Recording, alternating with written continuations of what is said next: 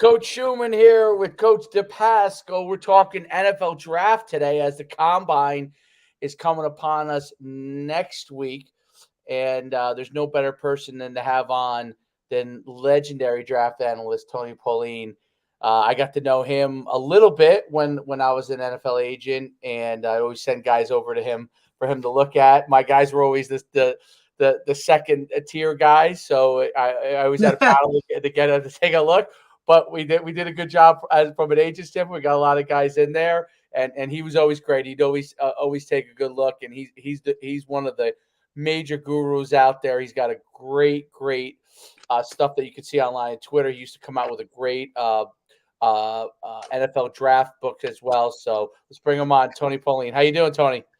I'm okay. Thanks for that introduction. Second tier guys are okay just as long as they make it to the second contract. They make it to the second. That's what it's all about, my friend. Right? That's what it all. They ain't got to be that first round guy. That second contract's the one that sets them. Sure. Well, getting fired before the second contract. Now that's great. So which I've definitely had my handful of things happen. I think at least 3 times. I think I got, and that's when I started to realize that that was not going to be one of my big areas to go for. It is like, you know what, I can't compete with some of the big dogs. You could just throw some bucks at guys, but we're excited to talk with you. This year's NFL draft. I mean, every year everybody says it's super exciting, of course, but this year is very interesting because of the plethora of quarterbacks that could go really high. And then do you take those quarterbacks because more and more quarterbacks, I guess, have become a very high risk reward proposition. Talk about a little bit, I guess, at the front end of the draft, you know, what you see going on. Well, quarterbacks being a high risk reward proposition is right on. It hasn't stopped teams from reaching from quarterbacks in the past, and it probably won't. I mean, 2 years ago, when Kenny Pickett was the only quarterback selected in round 1, you thought that maybe that was the shape of things to come, that teams had learned their lesson, and that was short-lived. As far as this year's draft, I mean, we came off of 2 drafts in 2022 and 2023 where the top of the draft was very defensive heavy. You had a lot of defenders at the top of the draft. You look at the top of the draft this year, I mean, there could be 9, maybe even 10 players selected in the top 10. There's one guy, Dallas Turner, who could sneak into that top 10. All the other players are offensive players. The quarterbacks, offensive tackles, and the receivers. So it's complete opposite of what we've seen. I actually like this year's first round. I mean, usually I struggled to have 18 guys with pure first round grades, solid first round grades. This year I've got as many as 24 with first round grades. It's not a really deep draft. I think I'm struggling to come up with 260 players that have solid draftable grades. And I think a lot of that has to do with the extra COVID year, the NIL packages that these guys are receiving on the college level. That will change next year because this is the last year for the COVID year. So what's going to happen next year is we'll have to see how it is at the top. But you'll probably have close to 280 guys, 275 guys with draftable grades because if you were a freshman in 2021, you got to come out in 2025 draft. Mm-hmm. Yeah, that's a weird paradigm shift, and at the same time that NIL is such a big deal where you can make maybe just as much money for these top end quarterbacks or receivers staying in school as you can if you come out with your first contract. So more than their signing bonus would be. Yeah, I mean it's really interesting, and so I obviously everyone's talking about the big 3 guys like Caleb Williams, Marvin Harrison, Drake May. What are your thoughts there? Like Caleb Williams is such an interesting prospect because there's so much stuff that is. I guess there's so much extracurricular, his posing for was it Vogue or where he's looked like he was in I don't know. He had painted fingernails. Or the old Roman or is it the old? You could say if he was a Roman, I guess it could be like a Roman Colosseum outfit, but in gladiator that might be considered a dress. So talk about those top guys. Is a lot of just speculation? Are these things kind of set in stone, or what are you thinking there? Well, I mean, I would also throw Jaden Daniels and Brock Bowers in those top guys. So, Huge. Caleb Williams, I said it before the season. He's a dynamic personality on the field, and he's going to be a dynamic personality off the field. And some of the things that he does may rub people the wrong way, but he is a winner. The thing about Caleb Williams as we move towards the combine, if he even throws at the combine, because I have a feeling he may back out and wait till his pro day. He's an arm thrower. People, when you get right down to it, you have to look at the technical aspects. And while he made a lot of plays and he was a winner and he found ways to improvise, he's not always fundamentally sound whether he doesn't set his feet properly, release the ball with proper footwork. And that's going to be a talking point. Marvin Harrison Jr. is far and away the top player on my board. He always has been. I mean, he's not Calvin Johnson, but he's a little bit, but he's probably the closest thing to Calvin Johnson. He's long, he's fluid, he's natural. He's not super fast, but he's sneaky fast. If you watched Ohio State football, whenever they threw the ball in his direction, the Ohio State offense moved the ball. Sometimes they kind of didn't, they would put him up in man coverage at the top of the field. They wouldn't throw him the ball. I'm scratching my head. Why? And they went nowhere. It'll be interesting to see Marvin Harrison watch his 3-cone, watch his shuttle, watch the way if he participates in position drills, watch his speed in and out of routes. That is the big thing with Marvin Harrison, how good of a route runner he is. I was at the Ohio State Pro Day a year ago with C.J. Stroud and Jackson Smith-Njigba. And they threw to him, right? Well, and Marvin Harrison also took part, as did Cade Stover. And it was kind of noticeable. You had Jackson Smith-Njigba, who was basically making these scissor-sharp left and right-hand turns, losing no momentum. Where Marvin Harrison, when he got into his routes, he'd have to throttle down, prepare himself, gather himself, get in and out of the route. Let's see what happens at the combine during the position drills. The combine. Everybody talks about the 40 time and the vertical jump, and also the position drills are also very important because a receiver can run 4.3 in the 40. Is he practicing in a 4.3 or is he practicing in a 4.5? I happen to like Jaden Daniels a lot. Granted, he's not the biggest quarterback in the world, which turns some people off. He doesn't have that great stature. But this is a guy who for 2 years, his game has been on the incline. He protects the football. He uses all his targets. He makes all the passes. Needs to improve his downfield accuracy a bit. But I just love his development. Drake May, I mean, he's got prototypical size. He's got great arm strength. He's more than a pocket passer. But, he got beat up last year at North Carolina. And he struggled at the end of the season, which, is a concern. So it's going to be interesting. And then you got Malik Neighbors, Brock Bowers. I mean, how high does the tight end go? That guy's a playmaker. That kid. And the thing is if you look at the two dynasties in recent NFL history, the New England Patriots and the Kansas City Chiefs, they both had great quarterbacks and they both had dominant playmaking tight ends. And I think Brock Bowers can fill that role. Yeah, Brock Bowers is a potential a Hall of Fame type tight end if he gets to the right place and gets in a great situation. It's amazing.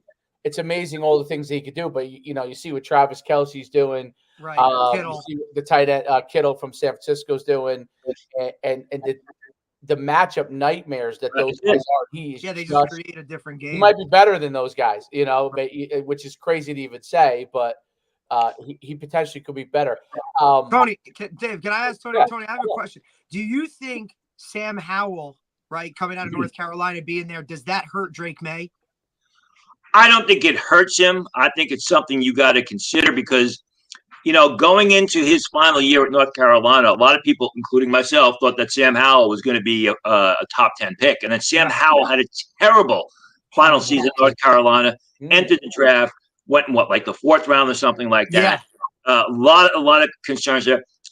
Drake May had a much better season last year than Sam Howell. He's also a little bit different. He's a lot bigger. He's got a stronger arm. He's got greater stature in the pocket. Correct. I think it's something to consider. I think it's something to talk about. In the end, it's not going to affect or negatively affect Drake May's draft stock. It's just kind of interesting, right? Because here the Commanders are sitting at number 2. Are they going to take another North Carolina guy at 2, right? And then just kind of repeat what's going on? But I think they're going to take Jaden Daniels. I mean, with Cliff Kingsbury there, Jaden Daniels is the better fit. I think Jaden Daniels is probably more NFL ready right now than Drake May. You could argue that Drake May could be the better quarterback in 2 or 3 years down the road. Right. I mean, my philosophy is I always want to get a quarterback, or I prefer the quarterback who is on the upswing of his game, who's playing better and better football, as opposed to a guy like Sam Howell, who came out when he off of a bad season. And, no one's playing better at the quarterback position than the past year and a half than Jaden Daniels. Yeah, he's a stud. He's an absolute stud. Even with him, right? Because he was at Arizona State, right? Then he made that move. He made the move to LSU. You're going from Pac-12, that's not even a conference anymore. Now you're going to the SEC. And like you said, you see these guys kind of on the rise. That's kind of what you want coming into that draft, a guy that still has potential to obviously grow. And then obviously you got to talk system, right? So going to Cliff Kingsbury, very different system than if he was going somewhere else. It's got to be the right fit. Well, I think that Daniels is a better fit for the Kingsbury system. And getting back to Daniels at Arizona State, if you watch him at Arizona State, he showed a lot of flashes. You saw an athletic quarterback who would occasionally make a pass here and there. He had a lot of ability, never really developed under Herm Edwards there, and then went to LSU, a much tougher conference, obviously playing against Alabama every year and all those other teams in the conference in the SEC West, and his game just took off. So good for him. Yeah. And the thing is, Jaden Daniels is a guy who a lot of people were surprised when at the end of the 2022 season when he said he was going to go back to LSU. Right. They thought he was going to come out then. And because he was a senior, it worked out perfectly for him, not only from an NFL draft point of view, but from the college point of view. He's a Heisman Trophy winner. Right. Well, I think that maturity is I think is helpful. It's a big deal. I'm curious about. So obviously Michael Penix and Bo Nix were two of the most storied quarterbacks in this college football season. Most talk, as far as their teams and every week they're guys you would watch on ESPN. Explain to people why Michael Penix and Bo Nix, even though they're potential first round guys, why they're a little bit farther down on the board than the other guys you mentioned. Well, I don't have either of them in the first round. I have both of them as second round picks. Could they go first round? I mean, possibly. Because of the position they play. You look at Penix. I mean, he's overage. He's almost 26 years old. Oh yeah, he's like a coach. He's had a ton of injuries, a ton of dating back to Indiana. When you watch the film, Michael Penix is also very streaky. I mean, people like to watch the highlights where he makes a great downfield pass, 40, 45 yards downfield. But there's a lot of streakiness where he will disappear for quarters or for series. He even disappears for games. Did not play well in that national championship game against Michigan. So there's a lot of inconsistency up and down with Michael Penix in his game. And what happens is when you're looking at an overage prospect, teams feel like a guy like Penix maybe tapped out. He doesn't have that great upside that a Jaden Daniels or a Drake May has. That's going to push him down draft boards. With Bo Nix, I like Bo Nix. Bo Nix and Michael Penix are sort of like Jaden Daniels. They made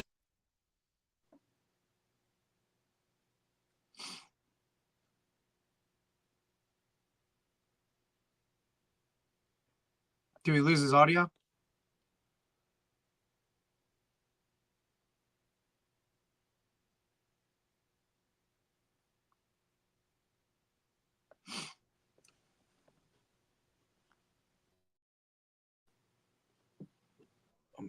Unmute Tony here.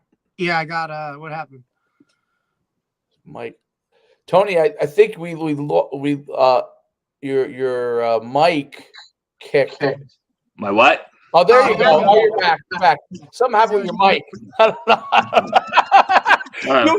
By the way, it was this happens to me when I'm on the cell phone and somebody all the time where all of a sudden I'm talking to myself, but I think we just had a moment where you were exerting great things and we missed out on all of it.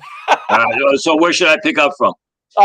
Just start with Bo Nix and Michael Penix again, all over No, again. no, no. Well, Michael Penix, It you're good. Just go was Bo Nix. it was the last 30 seconds of that. Yeah, last 30 seconds. Okay, so I'll start with Bo Nix. I said, as far as Bo Nix is concerned, you have to wonder, is he anything more than a game manager? He was a terrific quarterback at Oregon 2 years running and made some big plays. Really was the, if you will, the straw that stirred the drink of that Oregon offense. Oh, yeah. He had an opportunity at the Senior Bowl to really separate himself and cement himself as a first-round pick, and he really didn't do it. I mean, he needs to put a lot of extra effort to get speed on throws. When he does, oftentimes the passes are high of the mark. I like Bo Nix's game.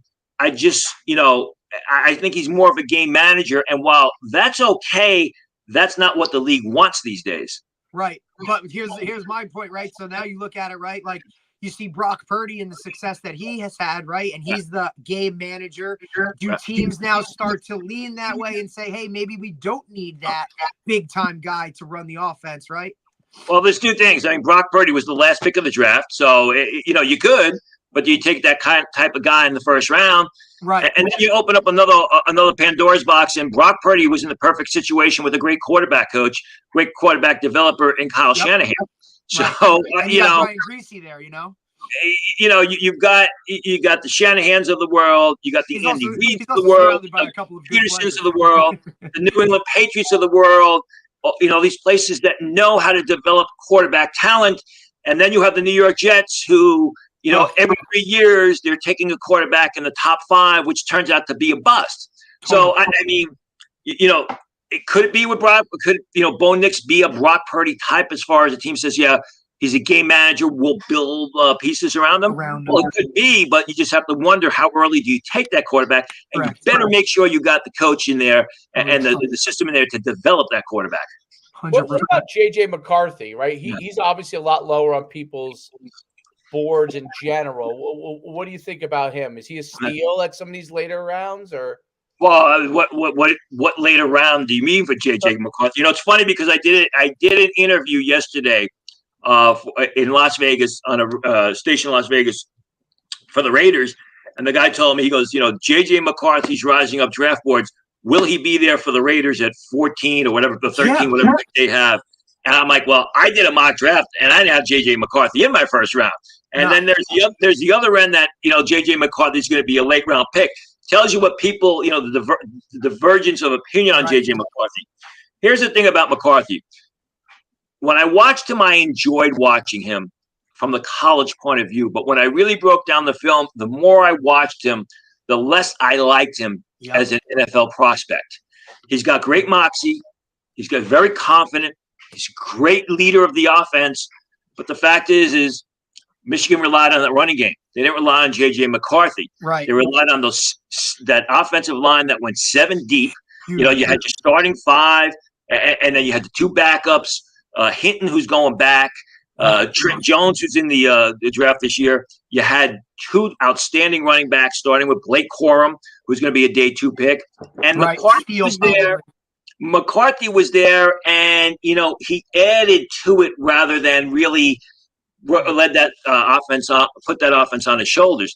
The other thing is, when I watched McCarthy, when I broke down the film, he makes a lot of questionable throws. I mean, he makes a lot of throws where he really shouldn't. And those throws on Sundays are going to be interceptions where they were incomplete passes on Saturday.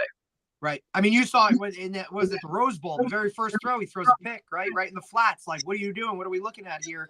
And that's kind of like, hey, that's prime time. Lights are shining. Like, here's what it is. So really kind of like, what do you made? Now, he was at the Senior Bowl as well, or no? No, he was not. No, only Bo Nix and Michael Penix were at the Senior. Well, of the top quarterbacks, they were the only 2. And, the thing is, whether you're talking about J.J. McCarthy, Bo Nix, or Michael Penix, just because you're a great quarterback on Saturday doesn't mean you project as a top-level NFL prospect. I love and I think what happens is people are just so overwhelmed. So many teams need quarterbacks. They're so overvalued, so overdrafted. That's what happens. J.J. McCarthy, top 12 pick, Michael Penix, top 10 pick. It doesn't really work like that. They could go that early, but in the end, you're going to regret it because they're really great college quarterbacks who don't project all that well to the next level. Yeah, Zach Wilson, prime example, right? The offense. One of the things I noticed in the NFL is, and you bring up Zach Wilson, which is it's a team that comes to mind when this happens. Come on, man. The offensive line at so many of these places. I mean, even good teams. One guy goes down, they're in deep trouble. The tackle spot has become very different than the guard spots. I mean, like physical nature. Like you can't have a guy that's too wide almost as a tackle because he's not going to be quick enough to get to get into his set when a Micah Parsons coming off the edge. Right. I feel like the tackle spot, and obviously right tackle, left tackle is different, but the tackle spot in general is changing as far as like what's going to be needed there. Talk about. I know Joe Alt's one of them, and I saw a couple other guys, one from Oregon State, that are talk about monsters, the line position and what's going on there. Well, I mean, you're right, but in my opinion, that's been really one of the worst things in the sense that you go back to like Tim Couch when he was drafted so early, and the Browns put all this cap on him. They did everything, but they did everything but protect him. They didn't get a good left tackle to protect him. David Carr, the same thing. And these guys got the snot beat out of them, and they never met any of their potential. Now, what you're saying about, your tackles needing to be more athletic, you're absolutely right. Look at the Philadelphia Eagles. They take Lane Johnson, a former tight end, who was a premier left tackle at Oklahoma, had a great Senior Bowl that year, plays on the right side all of his career. So it used to be that, your right tackle was your bigger, powerful, mauler, punch-in-the-face guy who really wasn't good on the second level, really couldn't slide out all that well.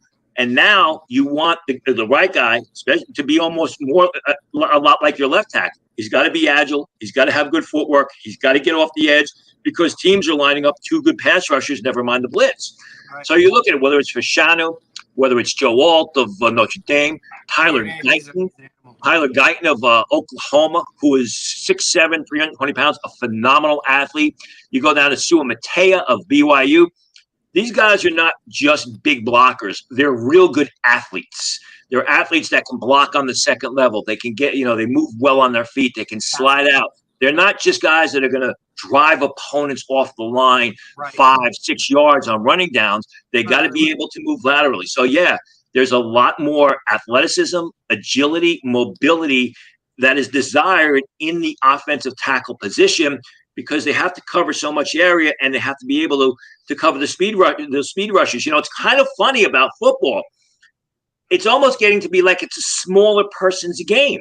I mean, 10 years ago, did you ever think that a quarterback that was under 6 foot would be the first pick of the draft? No. I mean, you look at the receiver position, we're going from guys that were 6'2", 6'2.5", 215 pounds to the Jordan Addison types that are 6'1", 180 pounds, run a 4.51, but they're super quick and they run great routes and they separate from defenders. And you need more and more agile offensive tackles because, the 240-pound linebackers who used to just be asked to play in space are now all of a sudden being used up the field to blitz the quarterback to get after the quarterback. It's an interesting dynamic. Yeah, I mean, you're looking at the Bosas of the world, right? Like, how do you handle that? I mean, you saw it right in the Super Bowl, right? I mean, if your tackle is not that guy and not that athlete, that basketball player, right, with those great feet that can get out there on screens and do all that kind of stuff. It's a lot more second level playing. Like it's almost like one-on-ones, with a receiver and a DB as a tackle now. Now it's one-on-one with a DN, and I have to be athletic enough to do that. And it's funny you mentioned Bosa because you watch that game and you say, oh, okay, the Chiefs, they're probably going to take a receiver in the first round. You come out of that game, you say the Chiefs better get an offensive tackle in the first round if a good one's staring them at the face because their offensive tackles didn't play that well. And, Patrick Mahomes can't be running for his life all the time. No, listen, the one thing, you want to protect your guy, right? Like, I mean, come on. And then I thought one of the most interesting thing, Cooper DeJean, right? He's probably going to be a first round pick. Maybe he's on the borderline. He could be the. It's funny because you see it all over the place, and not to make race an issue, but the first probably Caucasian cornerback to maybe start in the NFL since Jason Sehorn. Talk about what makes it. I mean, I've watched at Iowa, watched him play. What I noticed about him is he makes plays. Like he's a high production guy, interceptions, and then it's almost like he's a receiver or a slot playing that position, but he's big enough to play safety too. But he's able to like play in that space in that way. Talk a little bit about him. Well, you mentioned DeJean's race. It's funny because Iowa had another guy last year, Riley Moss, who was a terrific cornerback. Yes. I am not a Cooper DeJean guy, and I understand what you're saying. But when a guy makes a lot of plays, I look at it as, is he a real good defensive back or is he opportunistic? Is he a guy that's making plays with solid fundamentals, with good ball skills, or he just happened to be in the right place at the right time? And I feel the latter about DeJean. I think that he may actually have to move into safety. I was going to say that. with the athleticism, the speed and everything, as well as the stiffness, because he seems a little bit stiff to me. He's already said he's not going to work out at the combine, which I think is a mistake. I think he should do position drills. It'll be interesting to see. He could go late first round. He won't run the 40 or anything there? I was told yesterday that he made out that he's not going to work out the combine. That's very interesting. So, I mean, let's wait and see what happens. But, I mean, I think he's an opportunistic guy who's got a lot of upside. I just, again, it go back to what I said about the quarterbacks. I think he's a really good college player. The projection to me for the next level, I'm just not as high on him as other people are.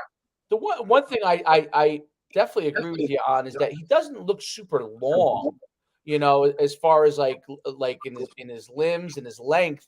And I think a corner, like that's one of the things, especially on the outside. I guess in the inside you can get away with not having the same length. Yeah. But on the outside, you got to have some length because not just to be able to get hands on, but be able to fight through their hands, to be able to make those plays on the ball, and to be able to recover if you are beat, because the arm length does help being able to punch through the ball if you come through late.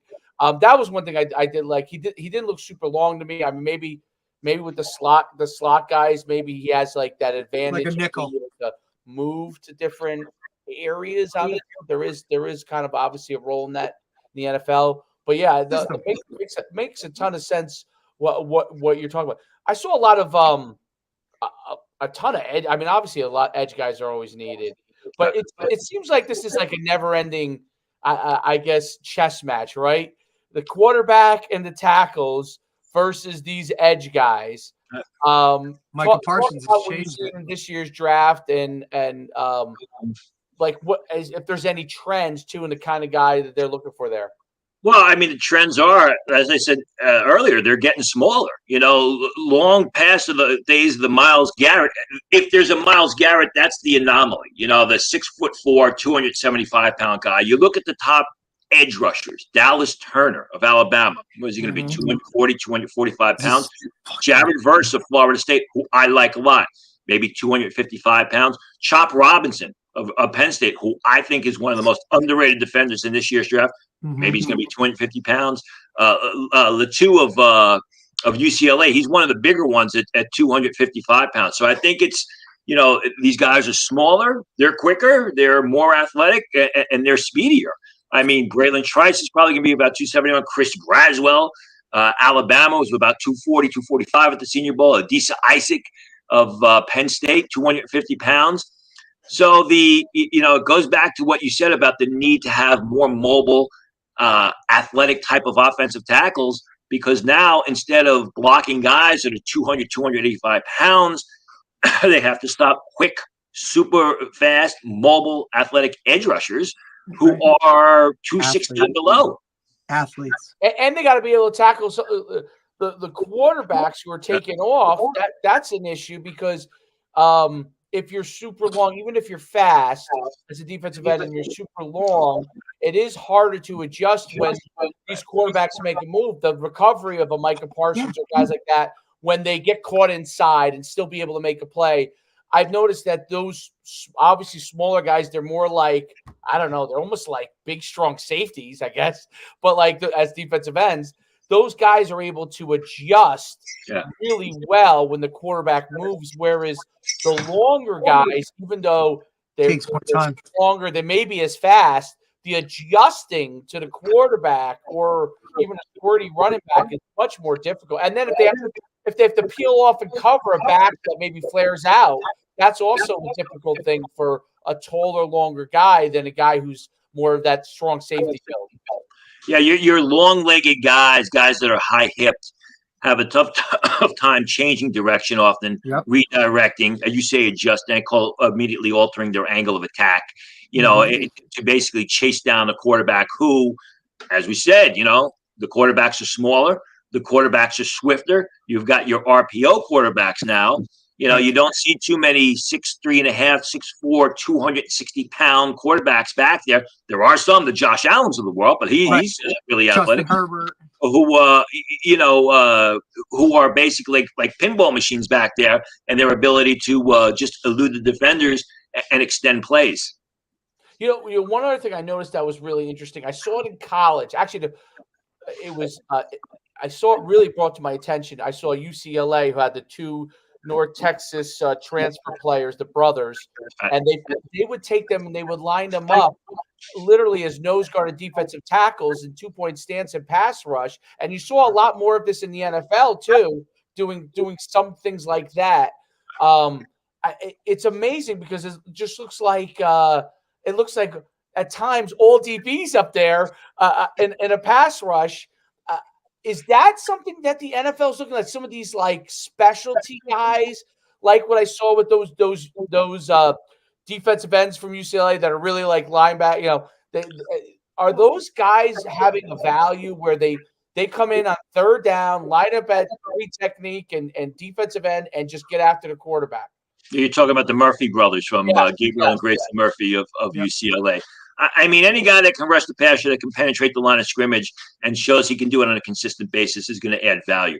They want that versatility. I mean, and really, in a lot of ways, the NFL is a reflection of the college game. I mean, why has there been such a receiver boom in the NFL draft the past, 5-6 years? Well, because colleges are going to more spread systems, and they're spreading the ball out. They're spreading their offensive out, put 3-4 receivers on the field, and letting the quarterback has one read, he throws it to the receiver. That's translated over into the NFL.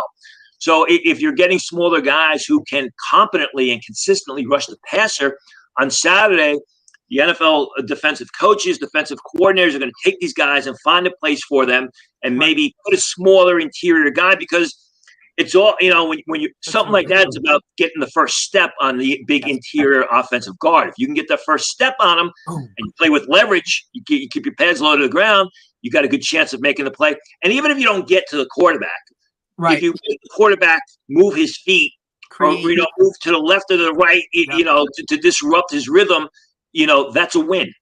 Yep. Get him off his launch point, right? Just create havoc. Dave, and we've talked about this too, right? Like the trends of the game.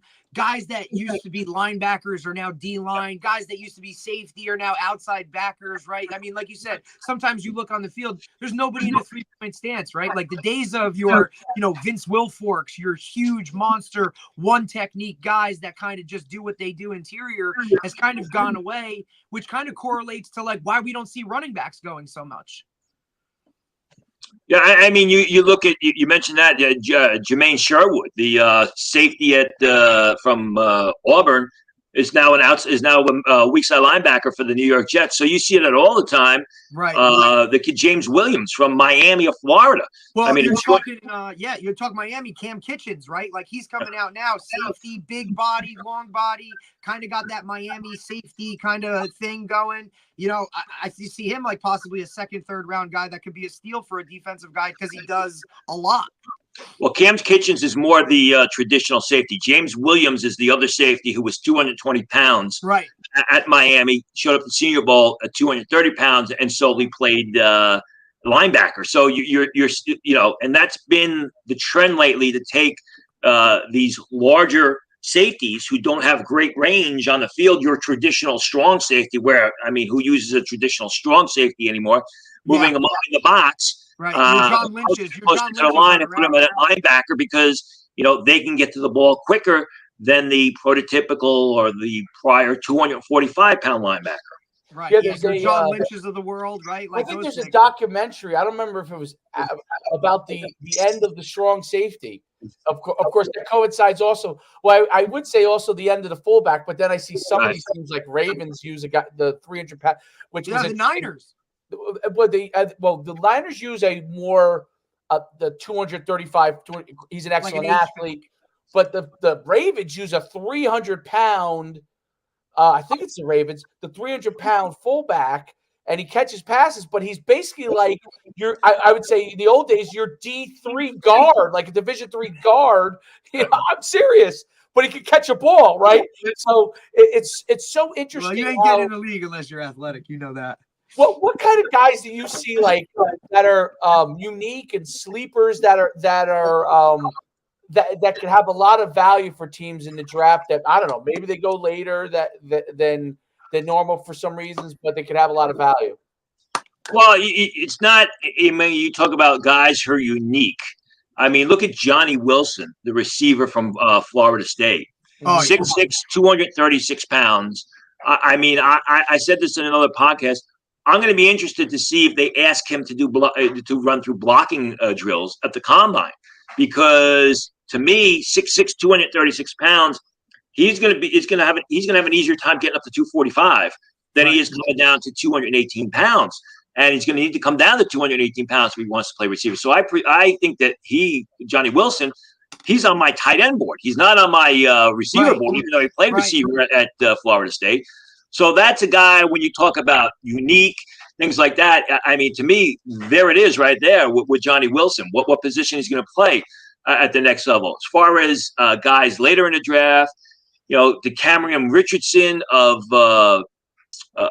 Mississippi State. Is he a corner? Is he a safety? There's a lot of guys like that in the Cooper DeJean mold that we talked about. Cedric Johnson, a guy who's going to go day 3, was at the Senior Bowl from Mississippi, 6'3", 260 pounds, but runs under 4'6" in the 40. I mean, is he a defensive end at 6'3", 260? Is he an outside linebacker? Is he a pass rush specialist? I mean, he shows, you watch him on film, he shows a lot of athleticism. He shows the ability to play in space. So, you could use him as a stand-up linebacker and then have him drop off the line and cover the tight end. At the same time, you could put him in a 3-point stance and have him rush up the field on passing downs. Right. And obviously those guys like that can do more than one thing, obviously add to their value. And now, look, we only have so many guys on the roster, right? So hey, if you can do all this other stuff, let's go, right? It just kind of adds value to them if they're willing to do that, right? Because at the end of the day, they got to be willing to change positions or do something else. Yeah, the worst thing, if you read my reports, the two worst things are if a guy is not athletic or he's one-dimensional. If you're one-dimensional, your draft stock is going to be hurt, and your chances of really making an impact at the next level are going to be hurt. You don't want that one-dimensional. You want a scheme. You don't want a scheme-specific guy. You want a guy that's got scheme versatility and can be used in a variety of different ways. Right. How many times do we talk about it, Dave? Don't be a one-trick pony, right? You can't be just that's not the world anymore. You can't be a middle linebacker that can only tackle from tackle to tackle, right? You got to be able to go. Yeah, I think that there's the guys who can do multiple things, especially if you're a later round guy, that makes a big difference for you. Obviously, the higher up you go, obviously you could be a little more specialized if you're really. How about I don't know. And I don't know that much about these guys. You would know better than me, but some of these small schools guys, like the tackle from Yale. Yes, that's cool. I saw that. But he's some guys have him high. And Toledo's cornerback, Quinion Mitchell. What are some? Maybe there's other guys. You know better than me. Small school guys that might have a shot this year. Well, I mean, I don't know. Toledo's a small school. It's a small Division I. Right. I'm sure if you got any Toledo fans. Way to go, Dave. They're Toledo fans? I didn't know they were Toledo fans. Nice. You can Toledo all of freaking, thank you. Here we go. Well, since you backlash. Yeah, since you brought him up, Quinion Mitchell was a real good player at Toledo for 3 years. If you watch the film, because they had other defensive backs there, he was someone who stood out. He was someone who probably could have come out as a junior and would have been a day 2 pick. He played better as a senior. He had an incredible Senior Bowl. He shut everybody down. When we talked to him, we interviewed him. He says he's looking to break world records at the combine. So Quinton Mitchell is sort of like your Jaden Daniels at the cornerback position. His game has been steadily moving north, and his draft stock has been steadily moving north for almost 2 years now. Quinton Mitchell is going to be a first-round pick. I think, Quinton Mitchell, if he has the combine that he expects to have, will be in the conversation to be the first cornerback selected in the draft. Don't be surprised if you start to hear that. Now, as far as the small school guys, the Yale tackle, and I know I'm going to butcher his name. I could butcher the name, Ed. Oh, it's tough. Kieran Amaddeji, who was a incredibly athletic left tackle. He's got super long arms that measure almost 36 inches. Oof. You watch him the past year and a half. He was terrific. I mean, he was great in pass protection. He was great in motion. He got out on the second, third level, took defenders out. He's 322 pounds. He had a partial tear of his quad, I believe, the end of September this season. Only played like 4 games. It hurt him in the sense that he wasn't able to perform at the Senior Bowl. And I really thought that he was going to be this year's version of Ali Marpet. If you remember Ali Marpet, he came from a small school, Hobart, New York, in the state of New York, was a second-round pick of the Tampa Bay Buccaneers, had a terrific career, and then he decided to retire a little bit prematurely because he had other things going on in his life. That is the type of prospect that Amaddeji is. He's a tremendous zone blocking prospect. I reported at Sportskeeda, I think from the Senior Bowl, that he's hoping to get a workout in sometime in April, right before the draft. He's not going to be able to work out at the combine because of the injury. But still, you're looking at a real good day 2 pick. Another guy, Christian Boyd, for the big defensive tackle from Northern Iowa, who blew up Shrine Bowl practice, had some terrific games against some of the better offensive linemen from South Dakota State. Mind-boggling, did not get a combine invite. 6'2", 320 pounds. He's a guy who beats opponents with power. He beats them with speed and athleticism. He's more than a gap occupier. He can get down the line of scrimmage and make plays in space. A guy who really wasn't on the scouting radar coming into the season. Didn't get a combine invite, but you're looking at someone, he's sort of this year's Kobe Turner, if you will, in the sense that Kobe Turner last year didn't get a combine invite coming out of Wake Forest, had a good Shrine Bowl, ended up going in the 3rd round, had a great season for the Los Angeles Rams. I think Boyd right now, I have a early 5th round pick. If he has a good pro day, he could move up higher. A lot of good small school offensive linemen, which is indicative. You see a lot of tackles in this year's draft. Josiah Aziram of Eastern Kentucky, C.J. Hansen of Holy Cross, Mason of South Dakota State. A lot of good small school offensive linemen will be in the draft, who I think are going to be day 3 picks, but could be starting by the end of their rookie season. Right. That Missouri Valley Conference is amazing in the number of NFL players, especially obviously big guys, but a lot. I mean, quarterbacks too. I mean, NFL players they put out like year after year after year.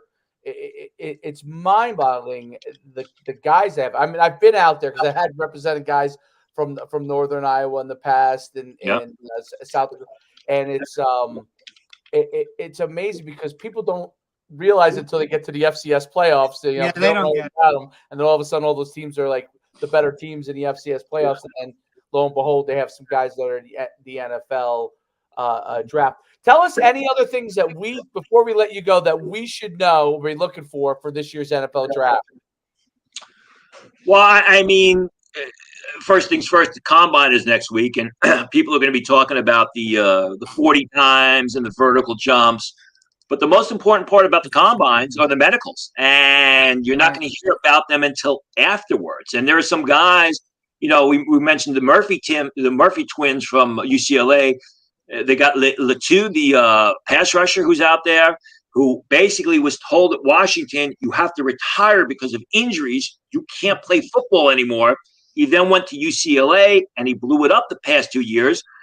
And, like Michael Penix, he looks great on film, but the doctors are going to have the final say. I mean, because those combine medicals are just so intense with the MRIs, with the X-rays, simple stethoscope exams. We'll pull things up.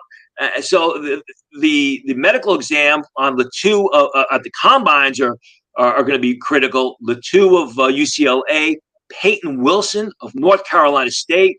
I mean, a guy, when you watch him play, the linebacker, he's just been a sensational player for 3 years. But he has knee and shoulder issues dating back to his high school days. So, if it turns up in these MRIs that they don't think he's going to make it to his second contract because he's a degenerative types of injuries, he's going to drop. He's going to drop. And we saw it a couple of years ago, right, with Trey Smith, the offensive lineman from Tennessee. Day 2 pick. They picked something up on the MRI that scared a lot of teams, ends up as a 6th-round choice, and look how he's playing now. So I think those are the big things next week at the Combine when people are watching on NFL.com and they're talking about how this guy runs, how fast that guy runs, how far that guy comes. All the other stuff. The medicals are critical, and then comes the interviews. Who interviewed well, who basically sounded like a moron during interviews. Yep. Remember Ja'Kai Polite? Remember that whole story? Yeah, he was like illiterate. So, there's a lot of things that go on behind the scenes at the Combine that you're not going to see on NFL Network, which have a greater impact than the testing numbers. Fantastic. Tony, at Tony Pauline is your Twitter, right? Anywhere else people can reach you, a website or anything like that? Sportskeeda.com. We have probably the best mock draft simulator out there on the internet. So if you guys like to be, your own GMs, you can do a mock draft. You can do a 7-round mock draft. You can do a 4-round mock draft. You can do it as fast or as slow as you want. You can make trades. The computer simulator will offer you trades. Very addictive. But if you want to be your own GM for your favorite team or some other team, hop on that mock draft simulator, constantly updating it with updated rankings. And by the time draft day comes around, there'll probably be in excess of 400 scouting reports on the players that are in the mock draft simulator. That's amazing, because now with fantasy football, right, everybody wants to be a GM. There you go. Dave, I did have one more thing, Tony, and I hate to, I got to ask it. I always butcher his first name, Ladd McConkey. Yeah. How is his status now with obviously the Cooper Kupps, the Pukas of the world? And I know he was at the Senior Bowl and put some work in. How is his stock? I know he's kind of a 2nd-round guy, 3rd-round guy, maybe. Just real quick on him, just because I just feel like that's a trend now that a lot of teams are going for. They want that inside guy that can get free, get you first downs. Well, I mean, he's like what I talked about with the receiver position before. I mean, you don't want no longer is the 6'2.5", 215-pound guy, at the top of the receiver list. The Keon Coleman's of Florida State, if you will. The 4'2'8" guys are desirable, but still, the guys like Jordan Addison last year or Ladd McConkey this year, who are great route runners, who catch everything and that's thrown in their direction, who have it going on between the ears, see the field, find the open spot. Those are the guys that are desirable because, if you can continually move the ball down the field in chunks of 12 to 15 to 18 yards, that's, just as good as anything else. To answer your question, I have McConkey right now as a 2nd-round pick. I don't know how fast he's going to run next week at the Combine. I'm told he's going to run faster than expected, which means he'll probably be in the high 4.4s, but you're not really selecting Ladd McConkey because of great physical skills. No. You're selecting him because he is a great receiver, because he runs great routes, because he consistently separates, because, I hate to use this term because it's so cliche, he leads by example on the field. And that's why if he's not selected in the 3rd round, he'll be selected within the first 10 to 12 picks of round 3. Thanks, Tony. I appreciate it. I love that guy. Tony, thanks so much. This was great. This was fantastic. And listen, hopefully when we get closer, we'll get you back on and see if all the stuff we talked about, I'm sure after the Combine, some of this stuff will shift and obviously pro days, but it's great having a guru like yourself on to talk about the NFL draft this early on. Phenomenal. I love it. My pleasure, fellas. Thanks for having me. Have a great day. Thanks a lot. Appreciate you, buddy. Have a good day.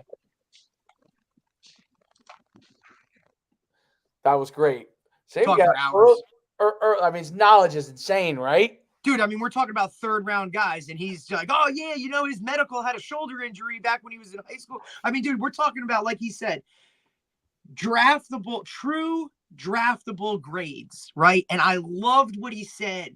Just because you're good on Saturday, don't mean you're good on Sunday, bro.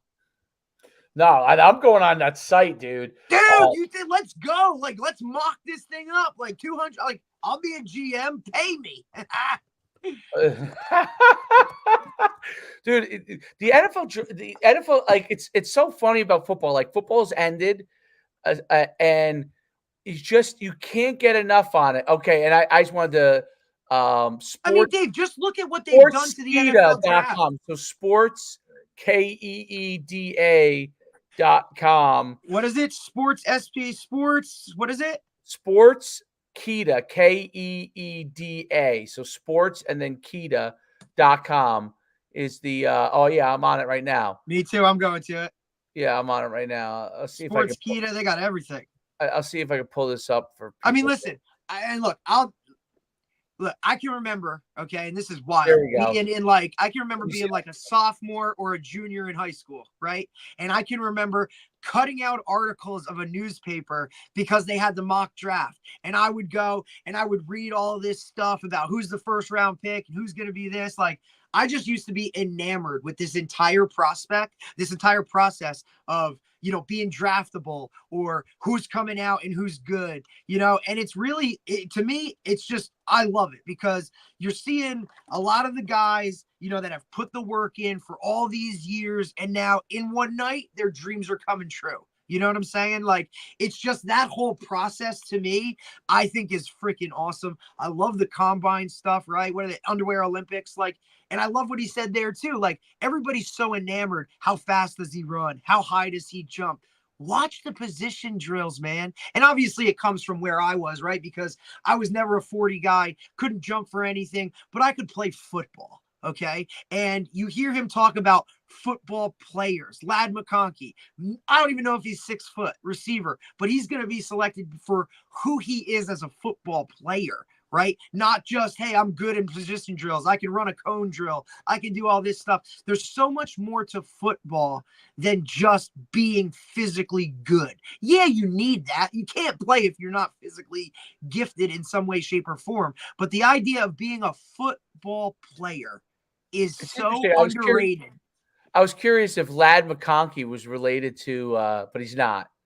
Because that's such an unusual. I never really heard the name other than Phil McConkey. Remember from the Giants back in the 80s? Yes. You were 2. You were probably 2 at the time. So Rodney Hampton, I don't know, bro. You don't remember Phil McConkey? It was the kick returner, punt returner. Sorry, Eric Metcalf. What's that? Eric Metcalf? No, he's not better than Eric Metcalf. Eric Metcalf was phenomenal. Eric Metcalf. And look, this is what's crazy too, right? You're seeing Devin Hester going into the Hall of Fame. That guy was literally labeled a returner, right? So he's going in. You have Antonio Gates going into the NFL Hall of Fame this year, right? Tight end, now like a different type of tight end, right? So like you said, and I also like you got to look at the guys that are at the top. The 2 teams in the Super Bowl, what did they have? They both had dynamic, phenomenal tight ends, right? So, you got Brock Bowers, you got the dude from Penn State. Like, these guys, tight ends, they're a big deal. The Brock Bowers. I mean, we didn't talk that much about him, but like, it's amazing how he could do so many things. Like, that's right. That's what Travis Kelce and was a quarterback. I mean, that's right. That's what those guys. Kittle went to Iowa. Iowa just like produces tight ends like freaking, you know what I mean? Like, it's just what they do. But you're talking about, like, he's been in interviews where he talked about, look, I used to be so nervous when it came to my pass catching. I always knew I could block and do all that stuff. But now to develop that aspect of catch a pass, turn, get upfield, right, is so different, right? Because now those guys, look, you're talking about dynamic defensive ends and edge rushers, tight ends, you might have to stay in, chip, and then go, right? Or now you might have to stay in and block, or you may have to pull, right? I mean, talk about the athleticism of that, right? We're talking about tight ends becoming tackles, but you're also like tight ends becoming receivers. Or, hey, we're the guy from Florida State. He's huge. Is he going to go and do blocking drills at the combine to show guys, hey, I'm willing to do this, or I can do this? You know, those days, like you said, like everybody loves, right, a receiver that can blow the top off of it, you know what I'm saying, and score those big long touchdowns, you know, your Jeffersons of the world.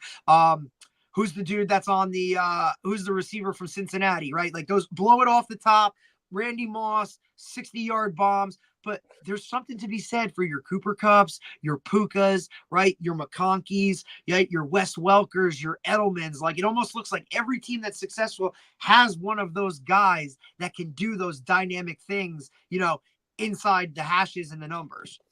And look, he talked about it, Dave. Like, what's the philosophy? Find open space, sit there and get the ball to him. It's all about timing, right? I'll take a 10 to 12-yard gain every single time, right? Just throw it to a guy in open space with all these stick routes and all that other kind of movement stuff where you're moving the pocket, finding the open zone, sit there, open catch, first down, done. It's interesting when you brought up Eric Metcalf, and well, he was one of the first guys whose father was like an elite athlete. Like now you see it all over the place. Like of course, everybody's dad played or did something, you know? Yeah. His father was T. Higgins. That's it. Was Terry Metcalf. I think he played in the NFL. Well, wasn't Eric Metcalf was a Townsend guy, right? No, Eric Metcalf was Texas, I'm pretty sure. Who am I thinking of Townsend? I don't know.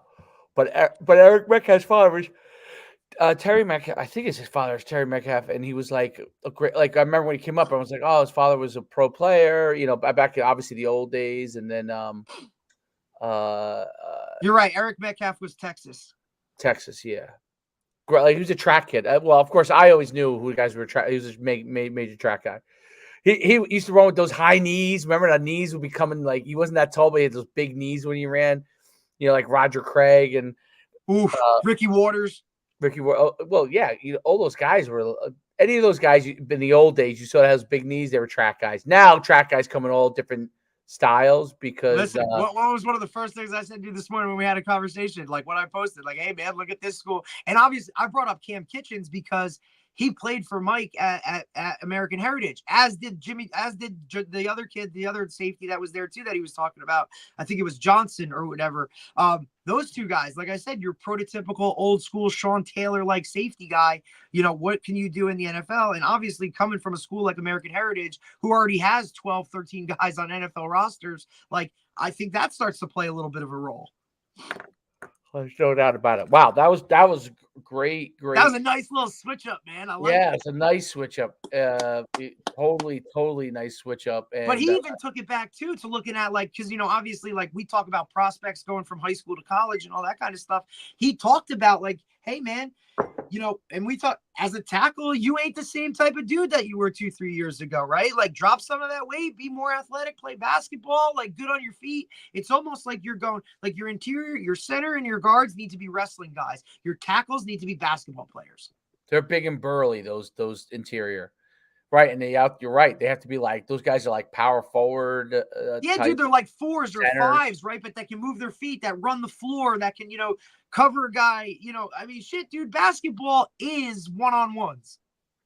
It is. There's no doubt about it. And Mike Smith talked about that on the podcast. Like, hey, like if you're a receiver and you're working on your whatever wiggle to get out from being in press coverage, like, dude, that's playing one-on-one in basketball. Cross that guy up. Or, you know, on the defensive side, if you're playing nickel, like, hey, I don't know which way this guy's going to go, right? And I don't have a sideline for help.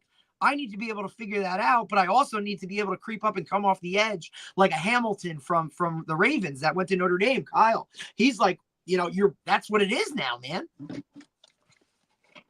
Absolutely. No doubt about it. My phone's blowing up. Oh yeah, buddy. Hey, let's go. We got a lot going on this weekend. Dial it in. Let's go. All right, we're starting. Here it comes. Let's I know. Go. Now we don't like to do things easy where we could just have one event on the weekend. We decide. Are you crazy? We got to cram as much shit into it as we possibly can, bro. Hey, we'll be in Hillsborough. We'll be in Homedale. We'll be all listen, buddy. We'll sleep in June for a month and then we'll figure it out for the summer. Let's go. It is time, right? Like the snow is off the field here in the Northeast. I'm sure we still got 2 more snowstorms to come with it, but like we're rocking. Let's go, man. It's like I'm so ready to just like get into it and do the football part of this whole thing. Like finally, like let's throw some pigskin, dude. Let's get it done, and we're out.